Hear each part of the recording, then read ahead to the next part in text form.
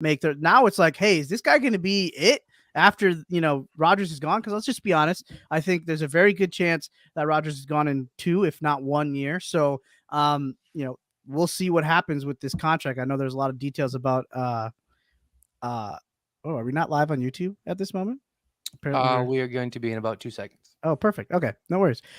So Matt, your thoughts on Jordan Love? I know it's 3 games and it's really against 2s and 3s for the most part, but I think the Chiefs kind of put out a little bit of their starters, not like they're big name guys, but they had a few guys out there that were starters. But it felt like to me up and down. How about you? Yeah, now that I've had a few days to kind of look back on things and reflect, it was up and down, but I think it was a net positive. I think what I made this comment a couple times last year, coming out of preseason, particularly, is like you're looking for like some throws where you're like, oh, okay, like I can see it happening. I can see the progression. I didn't see that last year, but he did have a handful this year. Ones that come to mind are the game against the Saints immediately, like the 1-2 Winfrey, and I think is the 1-2 maybe it was Toure or one of the wide receivers. Anyway, he threw it, into coverage, timing route, perfect on the money. Like those are the throws you're looking to see made, and he did make some.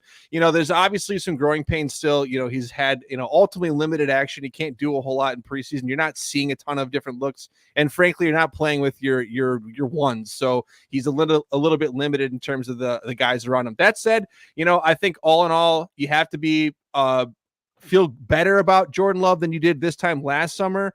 I think it's just a continued work in progress. And the good news is, guys, is we have the 2-time reigning MVP under center. So it's not like he's got to play against the Vikings in a week and a half. It's like he can marinate. Like the Trey Lance effect, right? Yeah, he can marinate in this sauce a little bit longer. Yeah, and he can figure it out. And if he ends up having like 4 full seasons here of just being the understudy, hey, that's fine.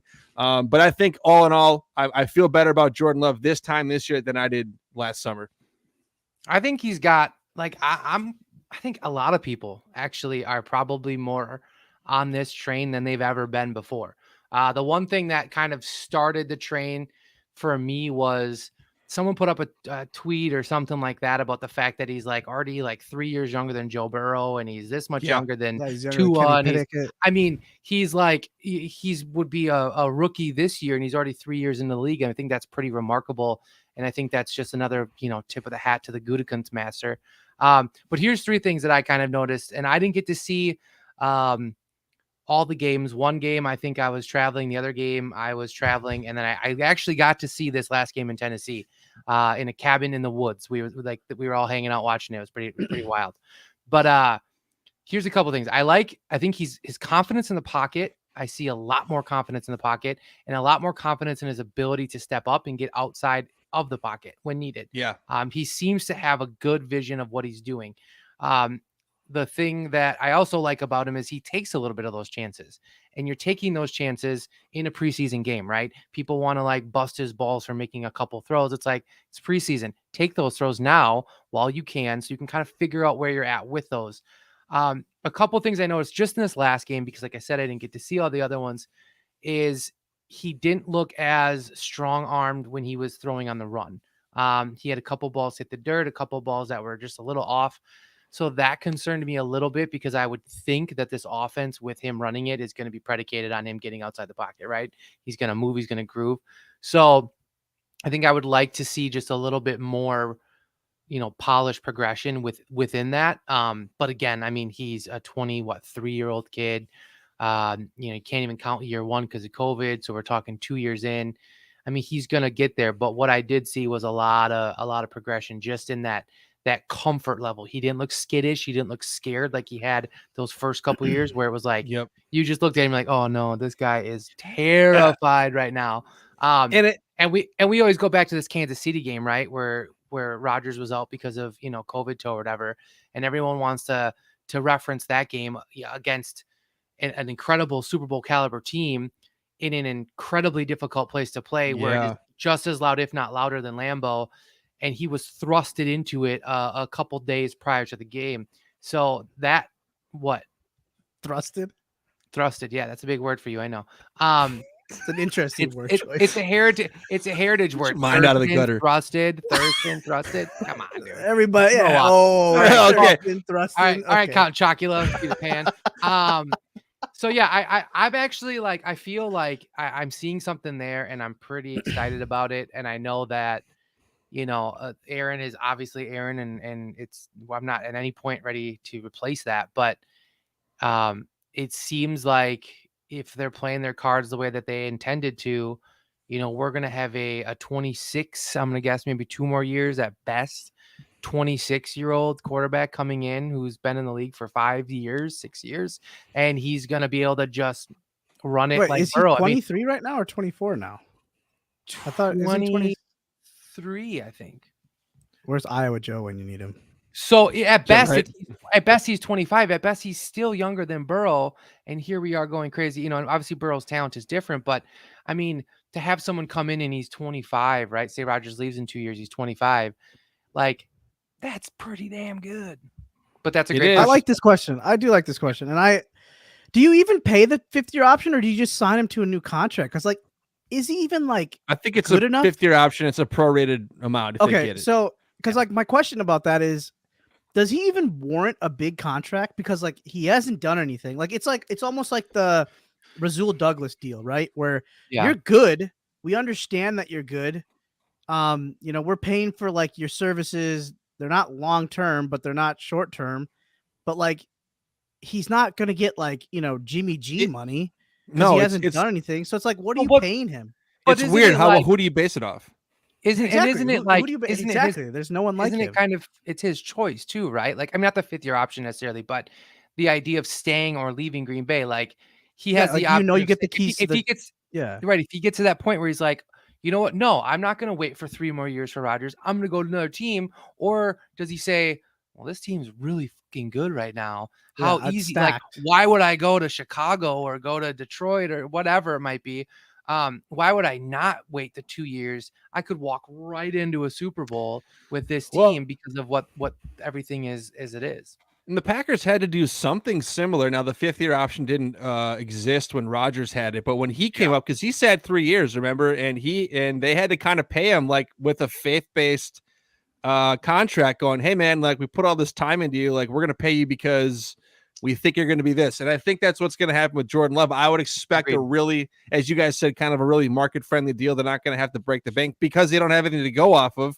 And I think it's just in best interest to stay here. So yeah, it's a weird spot for the Packers to be in. They gotta have the 5th-year option because clearly they're putting their eggs in that basket going forward for Jordan Love. So that Russ Ball, I don't trust anybody more than I trust that guy to figure out the right terms for that deal when it comes up. I don't trust salary caps in the NFL at all because I don't know. No. I know everybody knows? no such thing as a salary cap, but I keep seeing teams doing things that I'm like, I can't figure it out. And I know that's not my job, and I'm an idiot, and I can't even count. But if you think about it, but you could potentially have $70 million just dedicated to 2 quarterbacks on your roster in 2 years. Because what if Rodgers is like, I'm still good? I'm still, literally right on cue.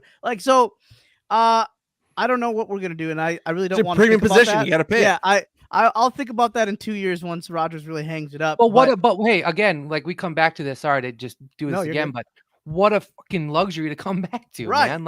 I know it's crazy. I know it's bizarre and it's hard to fathom, but I definitely got to think that there's either 2 options that Green Bay goes with. One, they get a commitment from Rodgers that he's playing for 4 more years, right? An absolute guaranteed commitment that he plays for 4 more years.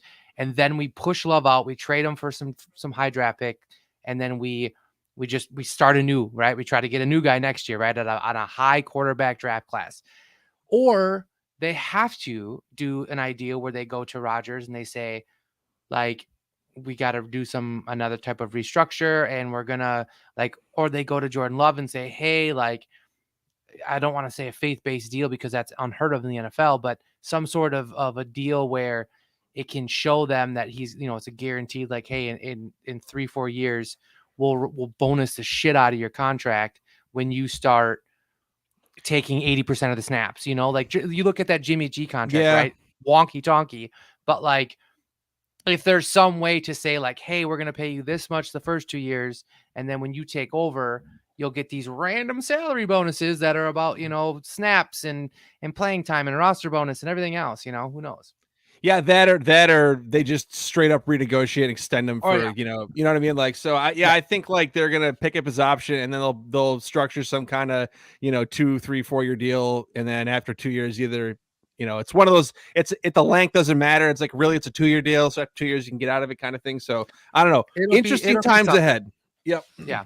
Which is a good transition because obviously we don't really know, what's his future, but obviously we do know the future of other players. And Fred made a really awesome point. It's a really good luxury to know that we have this problem. And we also had a really good problem too, where we didn't really have to care too much about these cuts because they were like the third string of this position or the fourth string of that position. I think the biggest position that we were really wondering was that right tackle, that guard, who's going to stay, how many linemen are we going to keep? And then obviously the wide receivers position was a big one coming into the season, but I think we felt a little bit more comfortable, with what they were going with. I just think, it was a question of, are they going to cut Rodgers' guy or are they not going to, like he's been talking a lot about him. So are they going to actually cut him? So like that kind of question. But in the end, it really was just really only one big name that I thought, and that was Juwann Winfree. We'll pull this up, but the 53 man roster is set. These individuals, and like everybody's kind of saying, it does suck in the end. These are, humans. They're trying to get a job. They didn't get the job, so they have to find a job elsewhere. And I for one have been in that situation coming out of college where you're just wondering when your first job is going to come. Same thing. Oh, you were a pro football player coming out of college, and I said, okay. I said just a job, Curious. They're the same thing. They're going for a job, and yes, they are looking for one. Hopefully, these guys make it on some team because obviously there's a couple guys on this list that definitely could open up some eyes, and I'm sure. GMs and scouts were talking about, hey, this guy, if he's cut, we should keep an eye on him. So these are the final roster cuts right here. So the big one out that stands out to me is, the Juwann Winfree one, but also the wherever he is on here, Caleb Jones. That one was kind of like, I thought maybe they found their new Yosh Nijman. Kind of just let him sit there and use him as a project. Obviously, maybe they'll keep him on the practice squad if he's not, snagged by somebody else. But I'd like to see him be the next future project because we've seen how Yosh worked, and I think they know what they're doing in the O-line room. And hopefully he can, potentially be a potential, hopefully David Bakhtiari replacement down the road. I mean, if it's not, I know Elton could probably just be the left tackle, but wherever they put, the next tackle on the right side, then maybe it could be him. Maybe it would be someone else. But your guys' thoughts on this roster cut?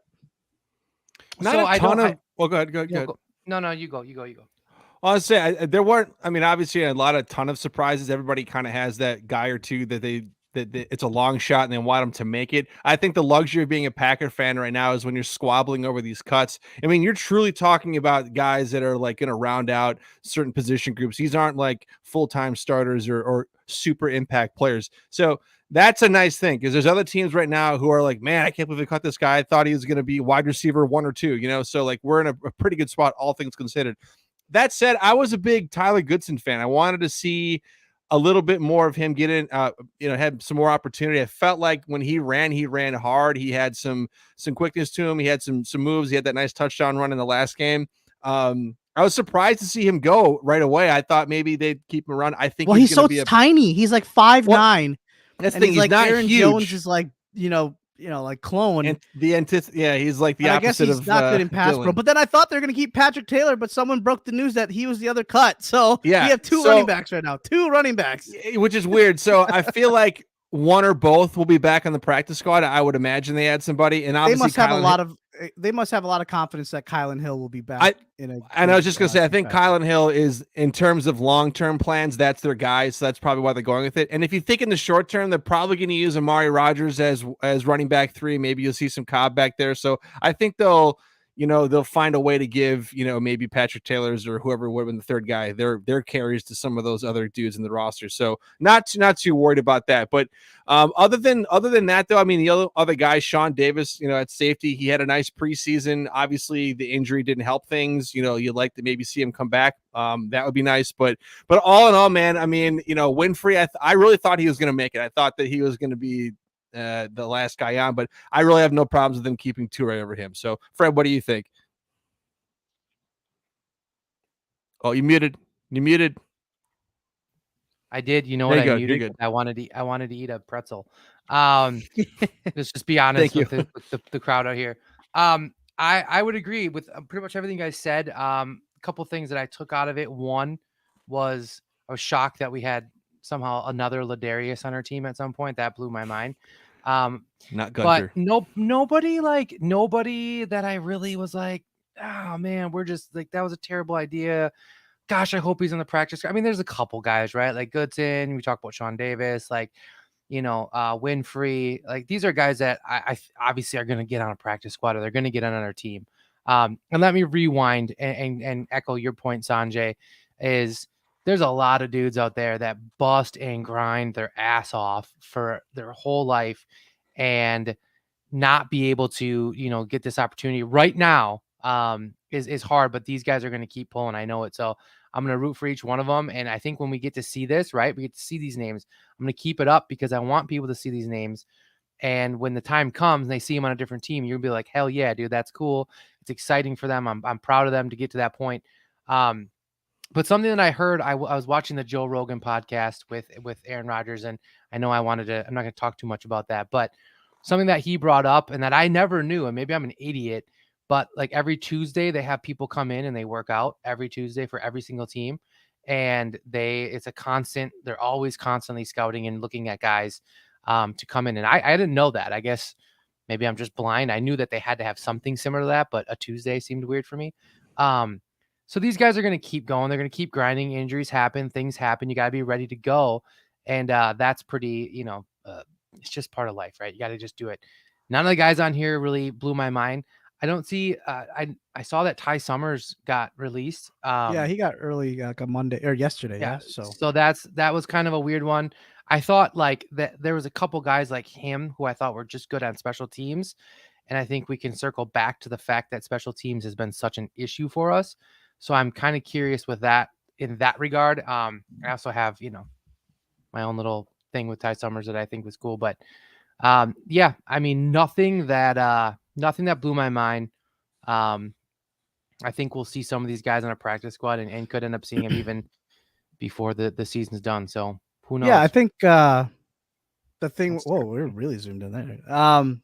Yeah, Ty Summers. It was actually one of those it was a good problem to have kind of cuts. Like Chris Barnes is a starting linebacker that played 16 games, has coverage ability, can probably play special teams. Somebody messaged out, or I don't know, tweeted again. I don't ever remember where I see these things because I see them from like 50 different angles on a regular day. But somebody said like Chris Barnes is going to go from the number 1 to number 4 linebacker. I think it was Eli. Follow Eli on open book. Yeah, without even doing anything. Right, exactly. I think that's just crazy. And it's like, it sucks for Ty Summers, drafted guy, good dude from what Fred has told us. You hope to see that he'll probably make it somewhere else because in the end, these guys grind. People have tape on him now, so he's played in NFL games. That's something that a lot of these guys don't have under their belt, but he does. So same thing with like Juwan Winfrey. So yeah, they have NFL experience now, so I'm sure they'll get back on their feet. And sometimes things just is a change of pace, right? Or a different coach. Change of scenery. Yep. Yeah, things it seems so minute. Yeah, it seems so minute and kind of like silly to even say that sometimes because you're like, oh, well, you're an athlete. You should, but it's like, no, like sometimes you just get with the right coach in the right situation and the right scheme and you can and benefit. Rasul obviously being an example. But there's a ton across the league. You look across that. You've seen guys get drafted high, they go to a team, doesn't work out, and all of a sudden they kind of rejuvenate. So you'll see it, and it'll come. And it's really funny because it's when I think the three of us kind of are doing this. Instead of our cuts, we're always like kind of looking to see who else got cut around the league because you're like you're wondering who's the Josh Sitton cut, like who's that guy that's just like what, like he's available now, and like. You're just thinking, is that the guy is that the difference maker on our roster because he wasn't ready on their, it's always those weird things that kind of happen around the league that you never think of. It might be money, might be behavior. You never know. We just saw Chauncey Gardner Johnson get traded for a bag of chips to the Eagles And that guy was like Go a Eagles, premier. Eagles, dude. Eagles. They're a premier starting. That's a premier starting player, and he was just an idiot. I know he was getting a lot of fights, but I thought they kind of liked that about him. But I just want to show one thing too, and the Sean Davis thing. He was just hurt, and I think that sucks because he actually had a great camp. And I hope there is a plan at safety. They really do like Micah Abernathy, right? I think that's his name. So he had that awesome interception in game 2 against the Saints. So I think the biggest thing when it comes to this time of the year, and especially from what our heart has gone through the last couple of years, is what is going to happen with these special teams. Because all these players that we don't see, on the team anymore, and the team players that they kept, they're all special team guys, right? So like, let's just be honest. Yeah. I mean, there might be one or two starters that were like, oh, okay, they're on special teams, all right. But this is what we need to see. We need to see better consistent, because I think it was the Chiefs game. That was one awful performance by the special teams. And I'm look like, any different to me. Like, you okay, paid how much money for Bisaccia? And I don't even know. Like, and we got a couple of his guys. I'll like Pat O'Donnell. I mean, he's good. He had a nice leg. Yeah, that was like 80-yard punt or whatever it was. Can you even blame the coach anymore? No, but like they did get some of his guys, and I don't know. I mean, he had a lot to do with the draft too. I think he was like, hey, let's go at this guy. I think he had a lot to at least have for input wise, but I don't know. I don't know who you blame, because like, what do you do at this point? Like, do you have to go like trade for special team guys? I don't know, because this you need a full 11 guys. Well, 10. Let's count the kicker out and the punter out. But you need at least 10 guys that can fully function on that like unit. So I don't know if we have it. Do you guys think we do? That's an awful silence. So clearly no. I don't even know, man. No, we don't. I mean, that's great to go into the season. Boy. I'm like, here's my thought. Here's my thought. Here goes Super Bowl process. Rich is highly touted, right? I mean, everybody seems to rave about the guy. Yeah. So I think you can check the box on that, right? I mean, there's a reason for it. I don't think guys, pound the table for somebody like that if he's not legitimate, right? The problem with that is I don't know. Like, I think the last year and the year before that, I got to think that it had to be more of the players, right? It had to be guys not being able to stay in their lanes, to understand how to attack and gosh, I'm gonna blank on this word here. Basically just attack and get to the guy. It seems like when we're coming, yes, like, I knew it was a C word. I could not figure things out here. I got you. But when you watch it, right? So like when you step back and you look at it, like, post, 7th grade, and you actually watch like the guys running down the field, you're not just focused on who's going to catch it. You start to see like, what the hell is that guy doing? Like, where's he going? And I don't know if that's part of some sort of scheme that I don't have any idea about, because I never played special teams, but there's always like this moment where you're just kind of like, what? I don't like, am I missing something? Is there something that they're doing that works for other teams? Maybe that's what I should start doing. Maybe I start watching other teams and kind of focus on it. But it just seems like the players they're like, it's in their head. Yeah. It's in their head. They have 2 or 3 years of being awful, and the media telling them awful, and the fans telling them, you know what I mean? So it's like, I don't know how many guys are left over that were starting on the special teams last year that are going to be back this year. But I think you're having to undo a few years of bad habits, bad coaching, bad mentality, whatever you want to call it. And so it's going to take a bit for it to kind of come back around. Like, obviously the Chiefs preseason game wasn't necessarily what you wanted to see, but I think it's going to be a work in progress. I want to believe in Bisaccia's philosophy and how he coaches. I think maybe by midseason it's cleaned up more, but I think to your point, Fred, I think it's the players at this point, and they got to get out of this funk. And maybe it's not going to be until they have a couple of games where they're out there flying around and feeling the rhythm again, and not until the regular season. So, well, maybe see. To Coach Salm's point here, like maybe it's the same thought process as I was talking about with Jordan Love, right? Like, try some things out, try different attack modes, try different, approaches, and for, like I was saying with Jordan Love, just let that ball fly, right? Make some of those throws you're not sure you can make some of those throws you're not sure it would make sense. Maybe that's how it is with special teams. Maybe you just kind of run some things down and see what happens. But yeah, you got to think that we I swear to God, if we lose a game by special teams this year, I'm out. I've seen I'm not enough of out, that. okay? I'm I've just seen be enough. mad for like You a won't while. be out. We'll be mad. We'll be mad. Real quick. I also did kick, so I shouldn't lie and say I wasn't on special I was a teams. kicker too. Yeah. Hey, I just there ain't didn't nothing wrong with tackle kickers. anybody. All right. Shout out to kickers, and maybe Coach Solom could be our special teams coach if we fire Rick Bisaccio. So, Coach shout out Solom to can Coach. be my life coach if he wants. all He knows that though.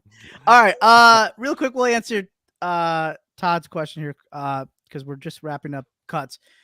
I'm gonna say Caleb Jones because I just think this guy's a mountain, and I think it's just awesome to see this freak of a nature guy on our squad in this little tiny jersey and helmet. So, like, it's just like, how does this guy even get created? Is this like a guy created in Madden? Because like that's who that guy is to me, and I really want him to be on the practice squad. And I think it doesn't hurt to keep having these like true potential, like standout offensive linemen that we keep just like producing. So I'm gonna say him.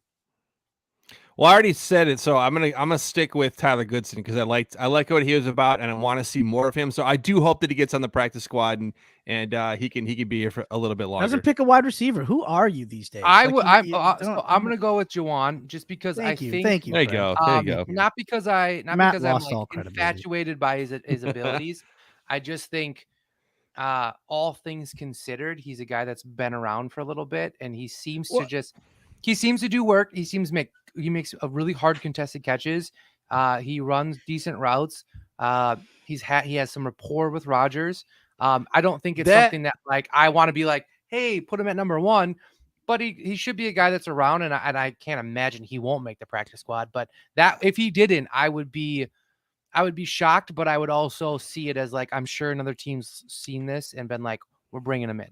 Yeah, Winfrey, I'm a little saddened that we're not going to see him, get a full season with Aaron Rodgers. I mean, it feels like he had some potential and Rodgers looked his way enough a few times, and maybe a season with him, he could put together some okay numbers. So maybe we'll never see it. Maybe he'll come back. I don't know. But there's injuries, man. Someone's going to get hurt. It's probably going to be Sammy Watkins, and he's going to be called up. Probably. So, he said, don't leave town. Stick around. It's either him or Cobb that's going to get hurt. So I kind of just shoot those two guys in.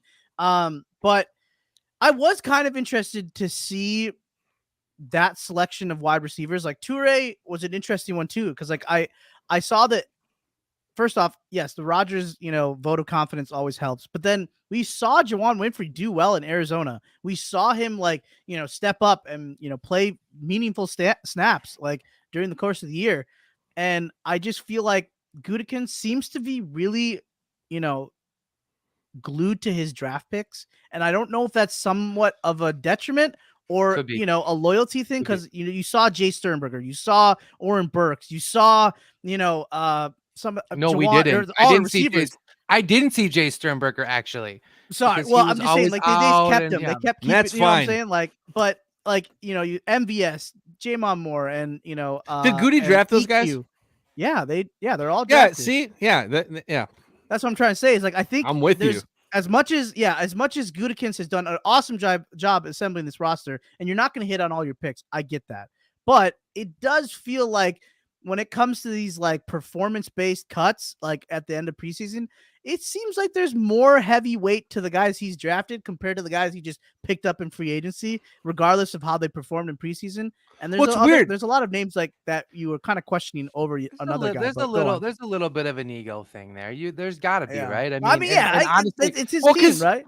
He's identified guys, like early, like Jamon Moore. He clearly knew that guy was garbage and was never going to go anywhere, and wasted no time on that one. But then it's like me, I was never an MVS guy or an EQ guy, and I felt like they had way too long of a leash, and they were given way too much involvement in the offense, and I'm like, why? So it's weird. It's weird. I mean, it's hard to fault the first round receiver because the guy's so close. Clearly like a genius. I think Gutekunst's done just an absolutely incredible job. And I think I've always said until Jordan Love fails, I think he's pretty much been flawless. All things considered, I mean, GMs cannot draft perfect. Find one for me, and I'll give you $1 bajillion. But the fact of the matter is, doesn't count, Sanjay. Yeah, I would. Give me that spreadsheet. Yeah. I was a little concerned, like a little confused, I guess, that like you wouldn't give Winfrey that opportunity and put a Toure at on the practice squad. Like, is Toure like somebody that you would be concerned would get Worried that snatched someone's gonna up? pick up, right? Yeah, I don't like know. Like, there's not yeah. enough time there. I don't know. Like, I don't know. I guess that was where I was confused on, because I would expect Winfrey get some looks from a lot of their teams, whereas I don't know if Yeah. Toure would. I would feel more comfortable putting him on there. And I don't know. I mean, I guess I like Toure, but I feel a little concerned that that is exactly what you guys are talking about. And Right. we're gonna just homer down on this 110-pound receiver that is probably gonna just run MVS routes the entire time. And maybe Yeah, he's great. Maybe he actually catches them. I don't know. I was so Paul sad Winfrey when felt we like were he watching ran the. like crisp routes. Like I thought he like ran like receiver routes. I mean, was he always beating his guy? Probably not. But like I just felt like he had more to offer. But what do I know? We'll see. So I think there's a well, let's just real quick, talk about this as well. 2 running backs. So obviously they clearly know that Kylan Hill has to be coming back. He's on the pup, so he has to be out for 4 weeks no matter what. So, what is your thoughts on this 2 running back situation? Because that could be very kind of scary in the sense of like, okay, if one guy goes down, you got literally 1 running back, and you have. I would think one of these guys is going to be put on practice squad, obviously Taylor or Goodson. But go ahead. I do think it's weird. Right? It's weird. We've got running backs. Unless they got Josiah DeGuara, like no, but like, okay, let me ask you this question and be honest with me. The where this offense is going, right? Is Amari Rodgers a receiver or is he a running back? I mean, some of those handoffs were pretty fucking good. And like I'm just saying, and they didn't, and they were not going to show. Thank you, Blaine. They are not going to show that in preseason. I think 100%, and I've said that. Gosh, we've all said this for the last 3-4 years. Is we're seeing that slow progression into that 49ers Shanahan offense that we all knew was eventually going to happen a little bit, given where Matty LaFleur comes from. The only difference that we've always had that none of these other teams have had is we've had Aaron Rodgers. So It's always been predicated on the fact that we're going to be a pass first offense. You tell me that you have here's the weird thing. This is my opinion, but Aaron Jones, I think, is more of a receiver than a running back. Whereas I think Amari Rodgers is more of a running back than a receiver. And then you just have A.J. Dillon, who we all know is a guaranteed running back. So to me, like, there's the option that I've always talked about where a lot more motion in that backfield. You have H-backs type with Josiah. You have the guy, Bobby Touchdowns, back at a traditional tight end. But you have the option of like a Dillon with Amari in the backfield, motion, swing them out, bring them across, jet sweep, all that, blah, blah, blah. And then same with even Aaron Jones. I've always said Aaron Jones's best games in his career to date are the games against Dallas, Kansas City, the games where he had 8 to 10 receptions and he came out of the backfield and nobody can cover him. Safeties, corners, linebackers, of course. And I just think that's such a like, gosh, let's do that, right? Like, let's use these weapons that are like multi-tooled and just run. I agree. I think he's great. Don't get me wrong. He's only missed 2 games last year and 4 games the year before. So he's definitely durable. And it's nice to have AJ Dillon right behind him. So I'm fine with it. And if Amari Rodgers is that kind of like Deebo Samuel for us, and he's going to line up more in the backfield to, have some different unique plays, I'm good with that. If that means that we could keep an extra lineman or an extra whatever position. So wouldn't you spend real quickly, a question for you guys. Wouldn't you spend like the first, 3/4 of the season, kind of running your base offense, what we see every, regular season? You have Aaron Jones back there, you bring in AJ Dillon, and then you look at towards that last part of the season going into the playoffs, right? When it's cold, it's bitter. You keep AJ Dillon back there, and now you use Amari and Aaron Jones as much more of these like flex kind of outside receivers that kind of come back. Because it's just, to me, I see so much potential in movement with those guys. And we've always talked about like LaFleur loving motion, right? I think I don't remember who it was. Maybe it's not Rogan. Aaron was on some other podcast. Maybe it was Bussin' with the Boys, something like that. But he was talking about how much he can't stand motion. Rodgers hates motion. LaFleur loves motion. So like there's this like battle there. And Rodgers has been like, well, I can't stand it. I like to get it in the rhythm without having motion. But yet we see in the NFL today motion being so important, especially with the guys like Debo, Rodgers. Even when Swerve and Urban was here, right? We saw so much success when he was constantly running back and forth. So I'm just curious, like, what do you guys think that running back, that backfield looks like? Is it your traditional, AJ Dillon, Aaron Jones, or is it going to be something where it's consistent movement, but when you need your workhorse, you have your workhorse? Well, I think that they're going to have to move. I think it's going to be how it's been, a little bit of both, because now you don't have Devontae Adams out there. So I think they're going to see a lot more stacked boxes, and they're going to have to figure out ways to free guys up or to misdirect defenders. So I think, to your point, Fred, I think that that's where you start to see maybe some of these jet moves involving Amari Rodgers or even Aaron Jones, or flexing them out as receivers in the slot, whatever you want to do there. I like the idea of having them both on the field because you don't really know. All of them have different skill sets, although they have overlapping spots too. So you can do so much out of there. To the point about keeping two, I think we mentioned it earlier. I think that the emergence of maybe Amari Rodgers out of the backfield buys them time for Kylan Hill to come off the PUP list in week 4, and then he'll be running back 3. But later in the year is when you want to get some wrinkles in. But also at the same time, something that stuck with me was Bob Tonyan on Bussin' with the Boys talking. They asked him something about how why you guys stink in the playoffs? Why do you get there and you lose your balance? This is you. And he kind of brought up like, well, we lose our steam, we lose our identity, we kind of forget what got us here.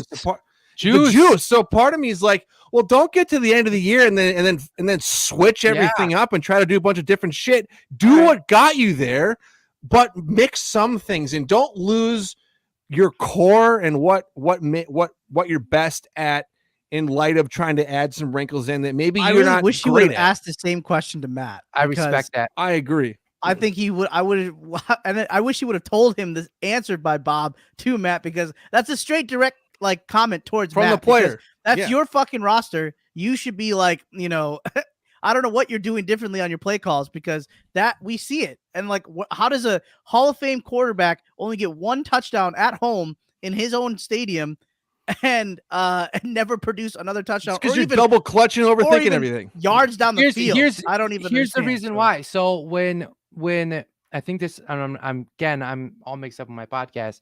I think it was Matty LaFleur was on Bussin' with the Boys. Right. And he was talking about how like he always thought of himself as not even in comparison in smarts with Kyle Shanahan. He always was like, well, when I got the job with Kyle Shanahan, he's like, I was like, he was on a different level. My gosh, I wasn't even in the same playing field. So he learned and he whatever, but like, doesn't make me feel and I've said this for years, guys. I've said it for years. Is it that, remember the movie The Waterboy, right? When the coach sees the other coach and he turns into the baby face and he just can't like do it. Yeah. Is that the feeling that like, are you going to go big green on me? You're going to go big green with the goalie? The goalie just sees like all these like, that. No, not like that. I mean, that's what you're saying. That's what you're saying. No, but like, does Matty LaFleur does he crumble? Does he crumble? Yes. Thank you. In the light of Kyle Shanahan, does he go up against, like, is it like big, looking like it so far? When you're a little brother and you have a big brother, right? And you play him in basketball outside every day for years and years and years, and your older brother whoops your ass. Is there just this feeling of like, I'm just not gonna like, and I know that like we're talking about professionals. LaFleur's clearly a professional. He's a great coach, but is there some sense of like, can I ever get over the hump on this guy outside of like a random regular season win? Because it seems like, from what you're saying, when we get to postseason, he changes everything up because he's like, oh God, oh no, it's Kyle. Do I have to like, oh, should I do something different? Do I do like halfback passes? Should I like fake punt it? Or should I just not even fucking punt it at all? Should I just get it blocked? Like, what are you doing? Like, why does he just kind of die in those situations? I don't understand it. And that's like that's to me the biggest fear is like, are we always going to be the bridesmaid and not the bride? And we talk about, I don't mean Matt, we've talked about that a million times, but gosh, it makes me feel like that's the situation.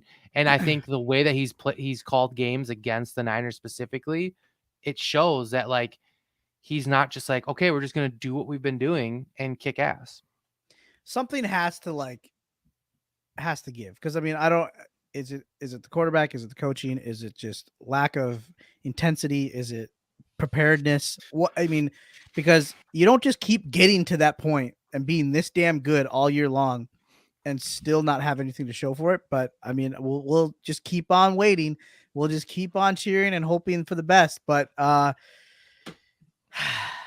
we got some trolls in here too. What the hell?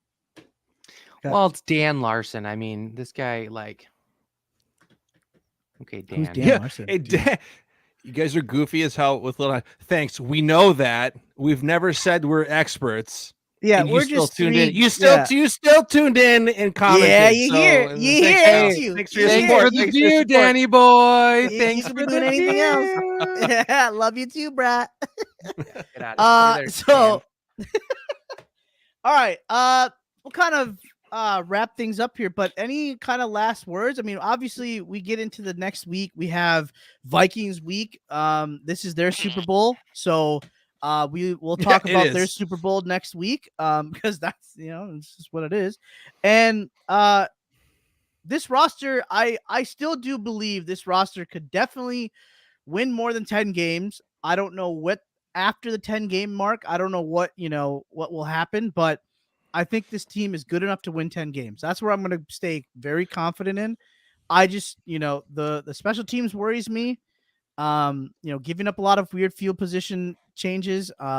Obviously the offense could excite me, but there is that possibility where these receivers just don't get off the line, don't get open, or, drop balls, whatever it could be. You don't have that GOAT at 17 anymore. So the running game, I do think it's going to be very underrated. And I think this duo could definitely show the entire league that this might be the scariest duo in the league. And you still have 12. So I do feel very confident in that. And finally, the defense. I'm going to hold my breath on the defense. I want to see it first. I know there's a lot of hype, and I'm definitely excited for it. But I do have some questions as well about a couple of players. But your guys' thoughts on the team as we go into Super Bowl week. Well, whoever just put this comment up, I was going to bring it up, but some of the growing chatter around the internet is His name maybe is Robert. You right. could probably it's read right. that. Well, okay, yes, Robert, thank Okay. you, but I mean like a broader conversation. But appreciate the comment. So I agree here. I think like health always is an emphasis, right? Staying Right. healthy is I mean, maybe the that's the biggest NFL. thing. That goes Yeah. without saying. But it might be more important now than ever because the last few years the Packers have had really good depth at many positions, right? And Right. and they have excellent do. starters. They're 22. They still have good depth, but there are some spots now where it's starting to get a little bit like, I don't know. Yep. Safety is the one I thought of right away. I thought, Yes. okay, you have Savage and Amos, right? That's a spot where I could see them maybe going and grabbing a vet or flinging a 6th or 7th rounder to some team that maybe has a guy that's on the way out. I Hopefully, a don't know. special teams guru. Well, hopefully. So I do think that they're going to have to add some of there, and I could see the same thing with outside linebacker. Really, after Gary, and Preston, you got a lot of guys who are still trying to prove themselves, and so they'll play some Enigbari, man. snaps. Enigbari. And he could be the guy. So we're all praying for it. But overall, guys, I love where the Packers are at. I'm really excited for this season because I think we're going to get a glimpse more than ever into maybe the future, particularly with the offense. I know it's still Rodgers, but the receiver group to see who pans out there. I want to see, 33 and 28 out doing their thing.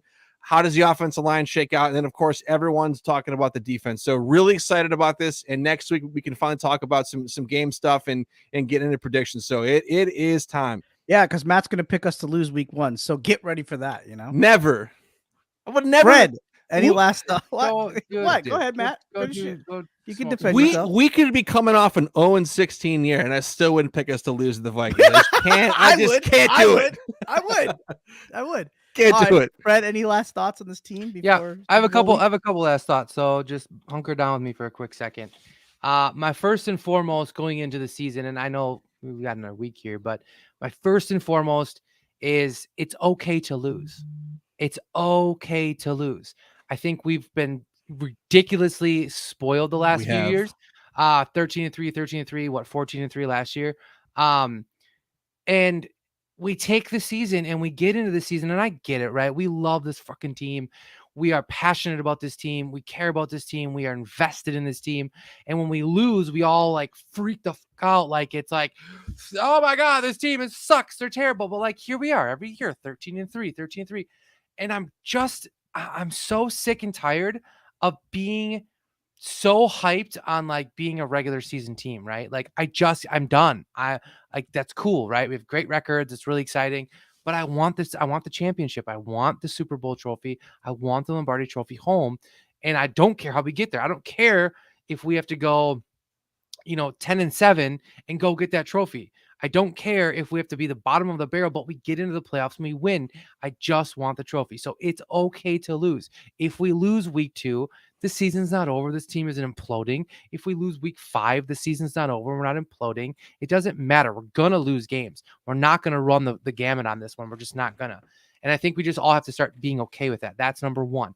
Number 2, I watched a ton of Aaron Rodgers on podcasts this last week, right? Like, part of my take. I'm going to get to it. He's on a press junkie. He's doing his thing, and I love it, right? And I love it. The guy, I feel like I go up and down with him sometimes, but I was in a vehicle for 28 hours driving to Tennessee and back, and I just gorged on like Aaron Rodgers podcast. And if there's one thing that I got out of all of it was, I'll go 2 things that I got out of it. 1, he's really freaking smart. Okay. He's like a wise man. Really freaking smart. And so maybe we need to just pump the brakes a little bit before we start always like thinking he's doing something for this or acting like he's doing something for that, or he's an asshole, he's a jerk, he's whatever. He's very smart. So I don't think anything that he does is without very careful consideration. Number 2, it sure doesn't seem like he's ready to hang it up. I mean, I didn't get any of that vibe. He seems like he's in a new place, a calm place. Drugs or not, I don't give a shit what you say. He seems like he's in a very comfortable place. And I think he's maybe the first time in his life, I don't know, outside of like 2010, he's kind of at a point where I think he thinks this team is really good and I can be just as good, if not better, but I don't have to be. And I think that's a really interesting thought process for him to have. So that's number 2. Number 3, I will end it with a quote from the great Charles Thurston, who on the drive home from school today, going to hockey, I said, dude, I'm like, I got my podcast tonight. And he goes, oh, we got to talk about Packers, right, Dad? And I go, yep, I got to talk about my Packers. And he goes, I'm like, the season's coming. I'm like, did you know we play in a week? And then he's like, what? And I'm like, do you know who we play? And he goes, don't tell me it's the Vikings. And I said, yep, it's the Vikings. He goes, so I have to sit there and watch them poop their pants the entire game?